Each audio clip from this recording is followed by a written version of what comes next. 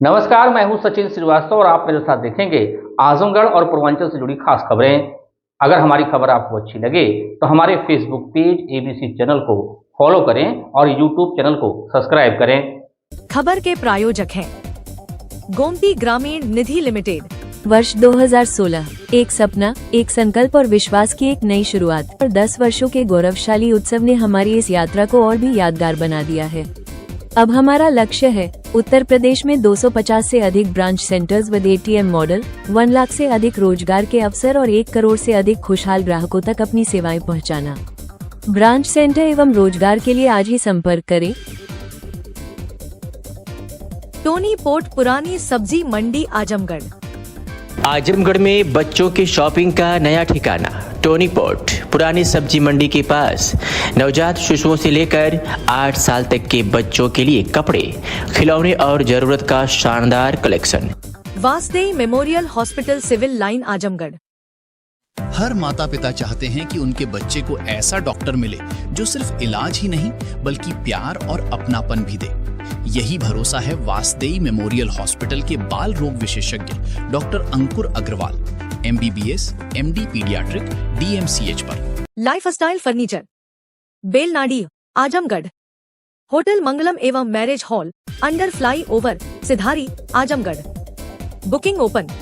The Sterling hospital Sarai Mandraj Kartalpur bypass Azamgarh और Cross Bailey college of pharmacy, Cross Bailey institute of pharmacy Belhara Sathiyam Azamgarh. खबर आजमगढ़ से, जहां परिषदीय विद्यालयों में बाहरी व्यक्तियों एवं यूट्यूबर की प्रवेश और फोटो वीडियोग्राफी को लेकर जिला बेसिक शिक्षा अधिकारी राजीव पाठक ने 31 जुलाई को जारी किए गए अपने आदेश को निरस्त कर दिया है। बीएससी कार्यालय से 20 अगस्त को जारी आदेश में कहा गया है कि पूर्व में जारी आदेश की पुनः समीक्षा के बाद उसे निरस्त किया जाना उचित पाया गया। जिला बेसिक शिक्षा अधिकारी राजीव पाठक की ओर से जारी निरस्तीकरण आदेश में बताया गया है कि कतिपय बाहरी अनाधिकृत व्यक्तियों एवं यूट्यूबर द्वारा परिषदीय विद्यालयों में प्रवेश कर विद्यालय और स्टाफ की फोटो व वीडियो बनाकर सोशल मीडिया पर प्रसारित किए जाने की शिकायतों के दृष्टिगत 31 जुलाई 2026 को आदेश जारी किया गया था। इसमें विद्यालय में बाहरी व्यक्तियों के प्रवेश तथा फोटो वीडियोग्राफी आदि के संबंध में आवश्यक निर्देश दिए गए थे। बीएससी ने अब पूर्व आदेश की समीक्षा के बाद 31 जुलाई 2026 को जारी आदेश को तत्काल प्रभाव से निरस्त कर दिया है। आदेश में स्पष्ट किया गया है कि निरस्तीकरण तत्काल प्रभाव से लागू होगा। जिला बेसिक शिक्षा अधिकारी के इस फैसले से 31 जुलाई को जारी उन प्रतिबंधात्मक निर्देशों पर विराम लग गया है जिनका उद्देश्य विद्यालयों में अनाधिकृत प्रवेश और फोटो वीडियोग्राफी के कारण पठन पाठन प्रभावित होने तथा शिक्षक पद की गरिमा को ठेस पहुंचने की स्थिति को रोकना था।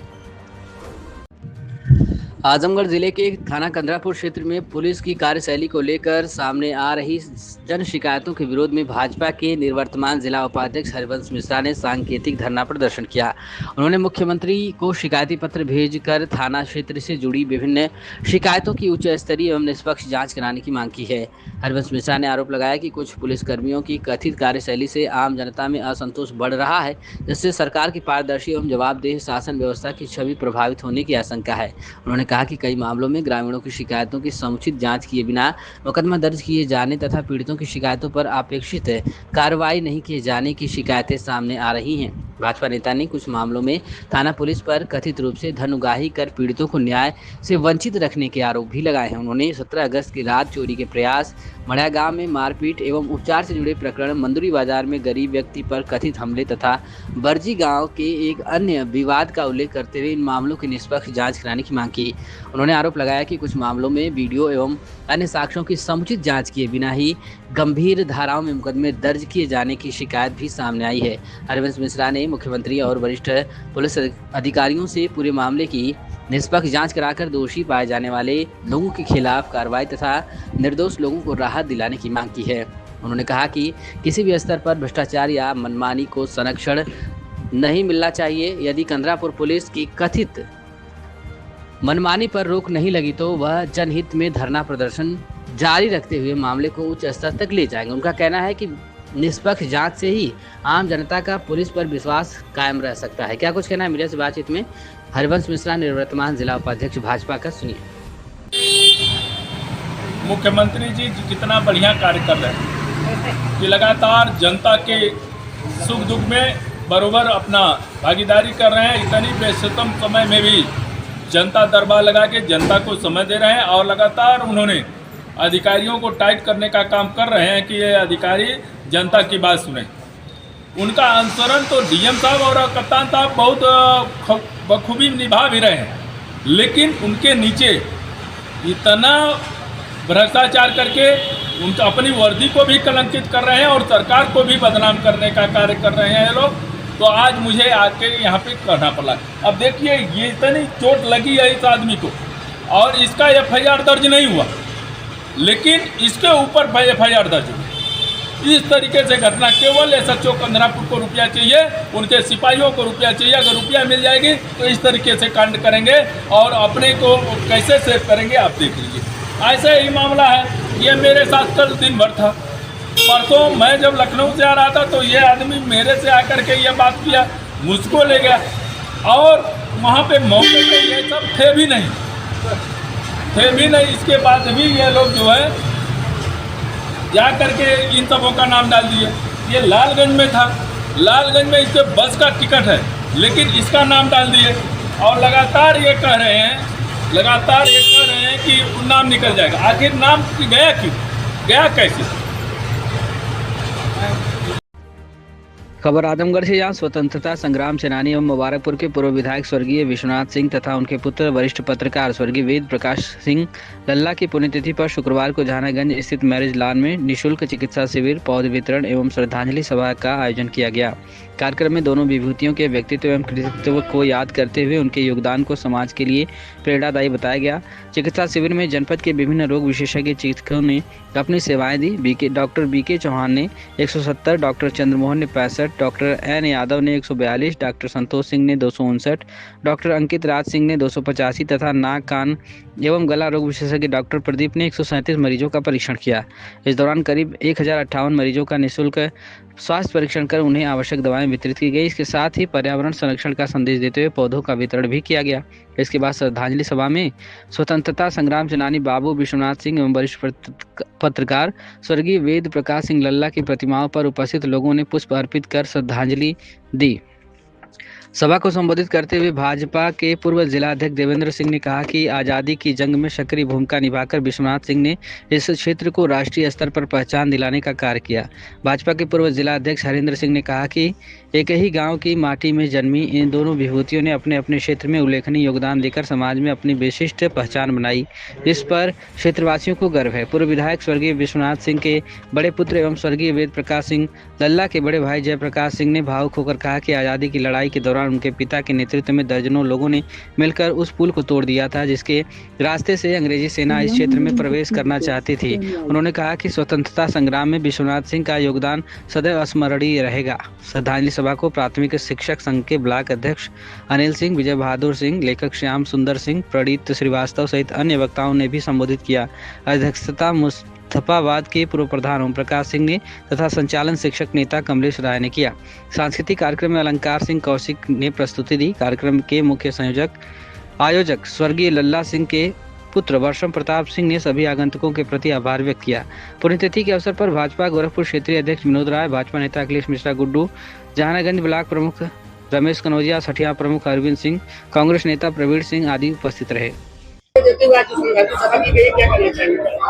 मैं Vijay Bahadur Singh, Jahanaganj SKD group of education. आज हमारे जहानागंज ब्लॉक में विंद मैरिज हॉल के परिसर में बाबू विश्वनाथ सिंह जो हमारे जनपद के धरोहर थे, आज उनके पुण्यतिथि के शुभ अवसर पर यहाँ कार्यक्रम आयोजित हुआ है और उनके सुपुत्र अजय सिंह लल्ला जो जनपद के बड़े ही सुप्रसिद्ध क्राइम रिपोर्टर थे, एक समाज सेवी थे, एक अच्छे संबंधों के धनी व्यक्तित्व थे। आज दोनों के पुण्यतिथि के अवसर पर हम सभी यहाँ इकट्ठा हुए हैं और बहुत ही शानदार तरीके से उनके पुत्र ने वर्षम ने एक कार्यक्रम आयोजित किया है जिसमें आप देख सकते हैं कि मेडिकल से संबंधित सभी सुविधाएं यहाँ निःशुल्क दी जा रही हैं। लोगों को वृक्ष पेड़ पौधे दिए जा रहे हैं। उसके अलावा गीत संगीत और उनके जीवन के व्यक्तित्व और कृतित्व पे प्रकाश डाला जा रहा है जिससे समाज इन चीजों को सीखे और आगे बढ़े। इस पूरे कार्यक्रम के लिए वर्षम को हम सभी ढेर सारी बधाई और शुभकामनाएं देते हैं। पूर्व स्वतंत्रता सेनानी माननीय भाऊ विश्वनाथ सिंह जी और उनके पुत्र स्वर्गीय वेद प्रकाश सिंह जी उर्फ लल्ला और उनके सपौत्र वर्षम ने एक श्रद्धांजलि सभा बुलाई है। इस सभा में सोशल वर्क उन्होंने मेडिकल फैसिलिटीज अन्य फैसिलिटी का भी जो है व्यवस्था की है। उनको ढेर सारी शुभकामनाएं है कि आजमगढ़ जनपद के लिए इस तरह से ढेर सारे सोशल काम करें और जनपद वासियों को लाभान्वित कराएं। धन्यवाद। खबर आजमगढ़ से, जहां जिलाधिकारी रविंद्र कुमार ने विकास खंड रानी की सराय स्थित प्राथमिक विद्यालय ऊजी जलाईपुर का औचक निरीक्षण किया। इस दौरान उन्होंने विद्यालय में संचालित शैक्षणिक गतिविधियों, मध्याह्न भोजन, छात्र छात्राओं की उपस्थिति, शौचालय, साफ सफाई सहित विभिन्न व्यवस्थाओं का जायजा लिया। निरीक्षण के दौरान जिलाधिकारी ने सबसे पहले विद्यालय के रसोई घर का निरीक्षण कर तैयार किए जा रहे मध्याह्न भोजन की गुणवत्ता और साफ सफाई व्यवस्था देखी। उन्होंने निर्देश दिया कि शासन द्वारा निर्धारित मेन्यू के अनुसार ही बच्चों के लिए गुणवत्तापूर्ण भोजन तैयार कराया जाए तथा भोजन की गुणवत्ता और स्वच्छता पर विशेष ध्यान दिया जाए। इसके बाद जिलाधिकारी कक्षाओं में पहुंचे और छात्र छात्राओं से संवाद किया। उन्होंने बच्चों से किताबें पढ़वाने के साथ ही विभिन्न प्रश्न पूछकर उनकी शैक्षणिक गुणवत्ता को परखा। कक्षा 1 और 2 के छोटे बच्चे टाइल्स पर बिछी दरी पर पढ़ रहे थे। जिलाधिकारी ने बच्चों के बीच नीचे बैठकर उनसे प्यार दुलार के साथ आत्मीय संवाद किया और उनकी पढ़ाई तथा विद्यालय में मिलने वाले भोजन के बारे में जानकारी ली। उन्होंने बच्चों से पूछा कि उन्हें भोजन में क्या क्या मिला। साथ ही विद्यालय की उपस्थिति पंजिका का भी अवलोकन किया। जिलाधिकारी ने विद्यालय में बालक एवं बालिकाओं शौचालयों का निरीक्षण कर साफ सफाई की स्थिति देखी। उन्होंने विद्यालय प्रबंधन को शौचालयों की नियमित साफ सफाई सुनिश्चित करने तथा उन्हें हमेशा स्वच्छ और उपयोग योग्य बनाए रखने के लिए निर्देशित किया। विद्यालय परिसर में भी नियमित साफ सफाई कराने को कहा। जिलाधिकारी ने विद्यालय प्रबंधन को निर्देशित किया कि बच्चों को स्वच्छ, सुरक्षित और बेहतर शैक्षणिक वातावरण उपलब्ध कराया जाए तथा शासन द्वारा निर्धारित सभी व्यवस्थाओं का प्रभावी अनुपालन सुनिश्चित किया जाए। उन्होंने स्पष्ट कहा कि विद्यालय में शिक्षा की गुणवत्ता, बच्चों की वास्तविक उपस्थिति, मध्याह्न भोजन की गुणवत्ता और स्वच्छता व्यवस्था में किसी भी प्रकार की लापरवाही का स्वीकार नहीं की जाएगी। आजमगढ़ जिले में 100 माध्यमिक और परिषदीय विद्यालयों के ऊपर से गुजर रहे हाई टेंशन और एलटी बिजली के तारों को निगम अभी तक नहीं हटा सका है। इसमें छात्रों और शिक्षकों की सुरक्षा को लेकर खतरा बना हुआ है। मामले को शासन ने गंभीरता से लिया है और निगम को पत्र जारी कर हटाने का निर्देश दिया है। जिले में बिजली निगम के सगड़ी, लालगंज, फूलपुर, कप्तानगंज शहर और सठियाव डिवीजन क्षेत्र में 260 माध्यमिक एवं परिषदीय विद्यालय ऐसे चिन्हित किए गए थे। इनके ऊपर से एलटी या हाई टेंशन बिजली के तार गुजर रहे थे। इन तारों को हटाने के लिए शासन स्तर से निर्देश जारी किए गए थे। इसके बाद निगम ने विद्यालयों से तार हटाने का काम शुरू किया, लेकिन कार्य की धीमी गति के कारण अपेक्षित प्रगति नहीं हो सकी। अब तक 160 विद्यालयों के ऊपर से ही बिजली के तार हटाए जा सके, जबकि 100 विद्यालयों में यह समस्या अभी भी बनी हुई है। विद्यालय भवनों के ऊपर से गुजर रहे तारों के कारण विद्यार्थियों के साथ शिक्षकों में भी दुर्घटना की आशंका बनी रहती है। खासकर बरसात के मौसम में बिजली के तारों से खतरा और बढ़ जाता है। कार्य की गति खराब मिलने पर शासन ने गंभीरता से लिया है। अपर मुख्य सचिव की ओर से बिजली निगम को पत्र जारी कर शिक्षा विभाग से समन्वय स्थापित करते हुए 31 अगस्त तक सभी शेष 100 विद्यालयों के ऊपर से बिजली के तार हटाने के निर्देश दिए गए हैं। बीएसए राजीव पाठक ने बताया कि परिषदीय विद्यालयों के ऊपर से गुजरने वाले हाई टेंशन तारों को हटाने के लिए विभाग द्वारा बिजली विभाग को धन आवंटित किया गया है। इस दिशा में काफ़ी कार्य हो चुका है, लेकिन लगभग 100 ऐसे विद्यालय अभी भी संज्ञान में हैं जहां से तार नहीं हटे हैं। कुछ स्थानीय स्तर की समस्याओं के कारण कार्य में रुकावट आई है, लेकिन बिजली विभाग के साथ लगातार बैठकों और समन्वय के जरिए इसे शीघ्र ही पूरा करने का प्रयास किया जा रहा है। क्या कुछ कहना है राजीव पाठक बीएसए का, सुनिए।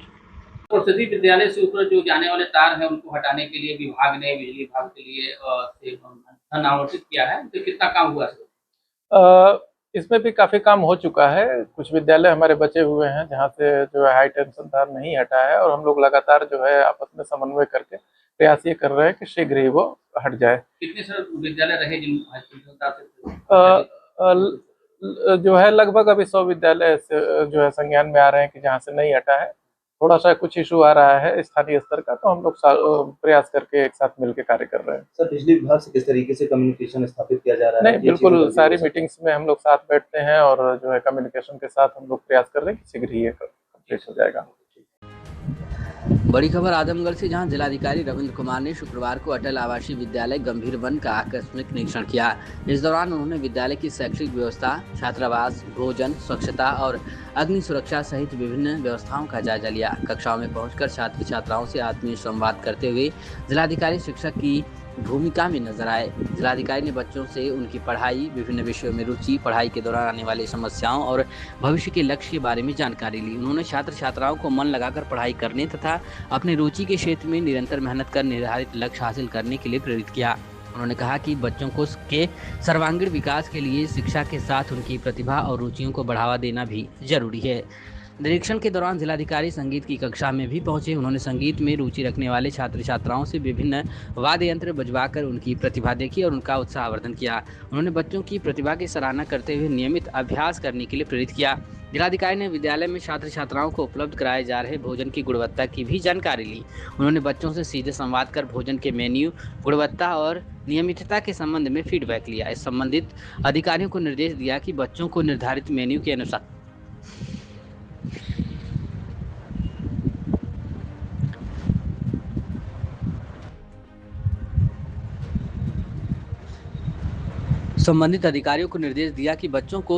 मेन्यू के अनुसार गुणवत्तापूर्ण एवं पौष्टिक भोजन उपलब्ध कराया जाए तथा भोजन की गुणवत्ता के नियमित निगरानी सुनिश्चित की जाए। जिलाधिकारी ने विद्यालय परिसर में स्थापित अग्निरोधी उपकरणों का भी निरीक्षण करते हुए सभी उपकरणों को नियमित जांच कर उनकी कार्यशीलता सुनिश्चित करने के निर्देश दिए। उन्होंने कहा कि अग्निशमन उपकरण निर्धारित स्थान पर सुव्यवस्थित रखे जाएं और विद्यार्थियों व स्टाफ को आवश्यकता पड़ने पर उनके संचालन की जानकारी भी दी जाए। उन्होंने विद्यालय परिसर, कक्षाओं एवं अन्य स्थानों पर साफ सफाई की व्यवस्था का भी जायजा लिया। अधिकारियों को नियमित साफ सफाई, स्वच्छ वातावरण और आवश्यक मूलभूत सुविधाएं सुनिश्चित करने के निर्देश दिए गए। जिलाधिकारी ने विद्यालय प्रबंधन को निर्देशित किया कि छात्र छात्राओं की शिक्षा, स्वास्थ्य, सुरक्षा, भोजन एवं अन्य आवश्यक सुविधाओं में किसी भी प्रकार की कमी न रहने पाए। उन्होंने कहा कि बच्चों को बेहतर शैक्षणिक वातावरण उपलब्ध कराना सभी संबंधित अधिकारियों की प्राथमिक जिम्मेदारी है। निरीक्षण के दौरान उप श्रमायुक्त राजीव सिंह, सहायक श्रमायुक्त पवन कुमार, विद्यालय प्रबंधन सहित अन्य संबंधित अधिकारी एवं कर्मचारी उपस्थित रहे। आजमगढ़ जिले के अतरौलिया थाना क्षेत्र के ग्राम सिरवा में शराब के नशे में पत्नी पर कुल्हाड़ी से जानलेवा हमला करने के मामले में पुलिस ने आरोपी पति को गिरफ्तार कर लिया है। पुलिस ने आरोपी की निशानदेही पर घटना में प्रयुक्त कुल्हाड़ी और लकड़ी का टुकड़ा भी बरामद किया है। पुलिस के अनुसार ग्राम शेरवा निवासी 56 वर्षीय प्रमिला ने 20 अगस्त को थाना अतरौलिया में तहरीर दी थी कि 19 अगस्त को उनके पति पारस उर्फ पारसनाथ ने शराब के नशे में गाली गलौज करते हुए जान से मारने की नीयत से उनके सिर पर कुल्हाड़ी से हमला किया। साथ ही उन्हें जान से मारने की धमकी भी दी गई। तहरीर के आधार पर थाना अतरौलिया में मुकदमा दर्ज कर विवेचना उपनिरीक्षक विश्वजीत पांडे द्वारा शुरू की गई। उपनिरीक्षक विश्वजीत पांडे के नेतृत्व में पुलिस टीम ने मुकदमे में वांछित आरोपी पारसपुत्र रामचेत निवासी ग्राम शेरवा उम्र 52 वर्ष को अतरैट से करीब 4:10 पर गिरफ्तार कर लिया। आरोपी की निशानदेही पर उसके घर के पीछे झाड़ियों से घटना में प्रयुक्त एक कुल्हाड़ी और लकड़ी का टुकड़ा बरामद किया गया। गिरफ्तार करने वाली पुलिस टीम में उपनिरीक्षक विश्वजीत पांडे, कांस्टेबल उमेश कुमार, कांस्टेबल अजीत कुमार और कांस्टेबल अभिषेक मिश्रा थाना अतरौलिया शामिल रहे। खबर आजमगढ़ से, जहां शादी से इनकार करने पर चाकू से जानलेवा हमला किए जाने के मुकदमे में सुनवाई पूरी करने के बाद अदालत ने एक आरोपी को 1 वर्ष 9 माह के सश्रम कारावास तथा 7,000 रुपये अर्थदंड की सजा सुनाई। यह फैसला अपर सत्र न्यायाधीश कोर्ट नंबर 1 कमलापति ने शुक्रवार को सुनाया। अभियोजन पक्ष के अनुसार वादी मुकदमा रामपत निवासी अलौआ थाना कप्तानगंज रोजी रोटी के सिलसिले में लुधियाना रहता था। वादी रामपत की बेटी सरिता से विवाह की बातचीत रविंद्र सिंह निवासी खाखन सारकज नाहर खाकू थाना हिंदू मल जिला गंगा नहर राजस्थान से चल रही थी। रामपत ने रविंद्र सिंह के घर आदि के बारे में जानकारी हासिल करने के बाद शादी से इनकार कर दिया। इस बात पर रविंद्र सिंह नाराज हो गया और 8 फरवरी 2025 को रामपत के घर अलौआ आ पहुंचा। रविंद्र सिंह ने घर वालों को धमकाना शुरू कर दिया। इसी कहासुनी में रविंद्र सिंह ने सरिता पर चाकू से हमला कर दिया। उसे बचाने आई सरिता के मां पर भी हमला किया। शोरगुल सुनकर गांव वालों ने मौके पर ही रविंद्र सिंह को पकड़ लिया और पुलिस को सौंप दिया। पुलिस ने जांच पूरी करने के बाद चार्जशीट न्यायालय में प्रेषित किया। अभियोजन पक्ष की तरफ से सहायक जिला शासकीय अधिवक्ता गोपाल पांडे तथा राजीव सिंह ने कुल 8 गवाहों को न्यायालय में परीक्षित कराया। दोनों पक्षों की दलीलों को सुनने के बाद अदालत ने आरोपी रॉबिन सिंह को कातिलाना हमले के बजाय गंभीर रूप से हमले का दोषी पाते हुए 1 वर्ष 9 माह के सश्रम कारावास तथा 7,000 रुपए अर्थदंड की सजा सुनाई। आजमगढ़ में बच्चों की शॉपिंग का नया ठिकाना टोनी पोर्ट पुरानी सब्जी मंडी के पास नवजात शिशुओं से लेकर 8 साल तक के बच्चों के लिए कपड़े, खिलौने और जरूरत का शानदार कलेक्शन, आकर्षक डिजाइन, बेहतरीन रेंज और किफायती कीमतें। तो बच्चों की हर पसंद के लिए आज ही पहुंचिए टोनी पोर्ट पुरानी सब्जी मंडी आजमगढ़। हर माता पिता चाहते हैं कि उनके बच्चे को ऐसा डॉक्टर मिले जो सिर्फ इलाज ही नहीं बल्कि प्यार और अपनापन भी दे। यही भरोसा है वासदेई मेमोरियल हॉस्पिटल के बाल रोग विशेषज्ञ doctor Ankur Agarwal, MBBS, MD paediatric, DMCH पर।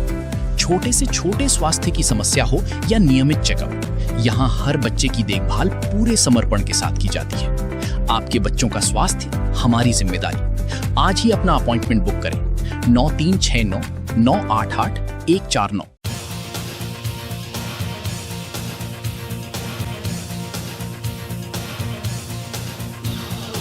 वर्ष 2016, एक सपना, एक संकल्प और विश्वास की एक नई शुरुआत।